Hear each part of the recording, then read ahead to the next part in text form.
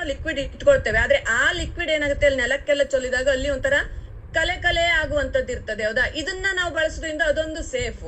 ಇನ್ನೊಂದು ಸೇಫ್ ಏನಂತ ಕೇಳಿದ್ರೆ, ನಾವೀಗ ಪಾತ್ರೆ ತೊಳಿತಾ ಇರ್ತೇವೆ, ಸೋಪ್ ಎಲ್ಲ ಹಚ್ಚಿ ಇಟ್ಟಿರ್ತೇವೆ, ನಂತರ ಯಾರದ್ದು ಕಾಲ್ ಬಂದಿರುತ್ತೆ, ಇಲ್ಲ ಏನೋ ಅರ್ಜೆಂಟ್ ಆಗಿ ನಮ್ಗೆ ಬರ್ಬೇಕಾಗಿರುತ್ತೆ, ಒಳಗ್ ಬರ್ತೇವೆ, ಬಂದ್ಮೇಲೆ ಮತ್ತೆ ಪಾತ್ರೆ ತೊಳಿತೇವೆ, ನಮಗೆ ನೀರಿನ ಮೇಲ್ಮೈ ಕೊಟ್ಟಾಗ ಅದು ಸ್ವಚ್ಛವಾಗಿದೆ ಅಂತ ಅನಿಸ್ತದೆ. ಅದನ್ನೇ ನಾವು 5 ನಿಮಿಷ ಬಿಟ್ಟು ಪಾತ್ರೆ ತೊಳೆದನ್ನ ಇಟ್ಟು ನೋಡಿದ್ರೆ ಅದರ ಮೇಲೆ ಬೂದಿ ಉಳ್ಕೊಳ್ಳುತ್ತದೆ.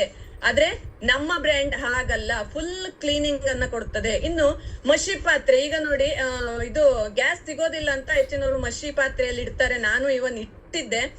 ಅದು ತೊಳೆಯೋಕೆ ಎಷ್ಟು ಈಸಿ ಅಂತ ಕೇಳಿದ್ರೆ, ಮಷಿ ಆದ್ದೇ ಗೊತ್ತಾಗಲ್ಲ. ಮಷಿ ಪಾತ್ರೆನ ನಾವು ಕ್ಲೀನ್ ಆಗಿ ತೊಳಿಬಹುದು. ತೊಳೆದಿಟ್ಟ ಮೇಲೆ ನೋಡಿದ್ರು ಕೂಡ ಮಷಿ ತಾಗೋದಿಲ್ಲ ಕೈಗೆ. ಯಾಕಂತ ಹೇಳಿದ್ರೆ ನಾನು ಮೊದ್ಲು ತೊಳೆದಾಗ ನೋಡಿದ್ದೆ, ಕೈಗೆ ಮಷಿ ಅಂಟ್ಕೊಳ್ತದೆ ತೊಳೆದಿಟ್ಟಾಗ. ಇದ್ರಲ್ಲಿ ಆಗಲ್ಲ, ಫುಲ್ ಕ್ಲೀನ್ ಆಗ್ತದೆ, ಅಷ್ಟು ಚಂದ ಅದು ಮಷಿಯನ್ನ ತೆಗಿತದೆ. ಮತ್ತೆ ನಮ್ಮ ಅತ್ತಿಗೆಯವರು ಕೂಡ ಹಾಗೆ, ಅವ್ರು ಹೋಳಿಗೆಯನ್ನ ಮಾಡ್ತಾರೆ. ಅವ್ರಿಗೆ ಏನ್ ಮಾಡ್ತಾರೆ ಅಂತ ಕೇಳಿದ್ರೆ, ಅವರೆಲ್ಲ ಬೆಂಕಿಯಲ್ಲಿ ಮಾಡ್ಬೇಕು. ಹಾಗಾಗಿ ಬೂದಿಯ ಜೊತೆಗೆ ನಮ್ಮ ಈ ಆಯಿಲ್ ಲಿಕ್ವಿಡ್ ಅನ್ನ ಮಿಕ್ಸ್ ಮಾಡಿ ಅವರು ಆ ಬಂಡಿ ಅಡಿಗೆಲ್ಲ ಹಚ್ಚುತ್ತಾರೆ. ಅವ್ರಿಗೆ ಈಸಿ ಆಗ್ತದಂತೆ ತೊಳಿಲಿಕ್ಕೆ, ತ್ರಾಸೆ ಆಗುದಿಲ್ಲ ನಂಗೆ ಅಂತ ಹೇಳ್ತಾರೆ. ನಾನು ಚಿನ್ನವನ್ನ ತೊಳೆದಿದ್ದೇನೆ, ಬೆಳ್ಳಿಯನ್ನ ತೊಳೆದಿದ್ದೇನೆ. ಚಿನ್ನ ನಾವು ಹೊರಗಡೆ ಹೋಗಿ ತೊಳೆಯೋದಕ್ಕಿಂತ ಇಲ್ಲಿ ತುಂಬಾ ನೀಟಾಗಿ ಕ್ಲೀನ್ ಆಗಿ ಚಿನ್ನ ಹೊಳಿತದೆ.